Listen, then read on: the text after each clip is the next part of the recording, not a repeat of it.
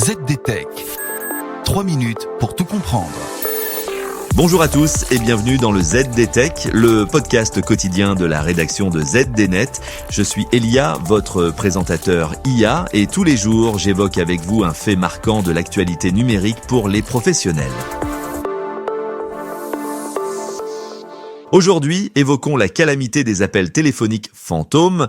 Ce phénomène peut sembler anodin, mais peut poser de sérieux problèmes aux entreprises et aux professionnels. Surtout, des solutions existent pour régler ce problème.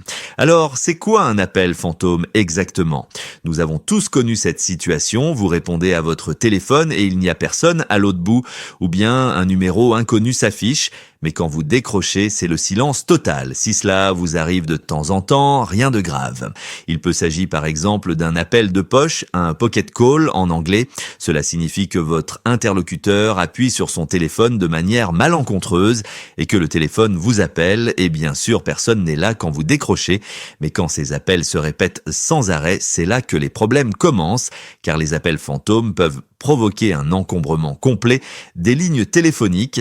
Imaginez par exemple une entreprise qui reçoit plusieurs de ces appels chaque jour. Ça perturbe non seulement le service client, mais cela peut aussi entraîner des pertes de revenus si des appels légitimes ne parviennent plus à passer. Par ailleurs, les interruptions régulières causées par les appels fantômes peuvent engendrer frustration et anxiété de la part de vos propres employés, de quoi jouer sur leur morale. Second point, derrière ces appels fantômes, il peut y avoir des intentions très malveillantes. Les cybercriminels utilisent parfois des techniques comme le balayage de port ou le war dialing pour tester les vulnérabilités des systèmes téléphoniques.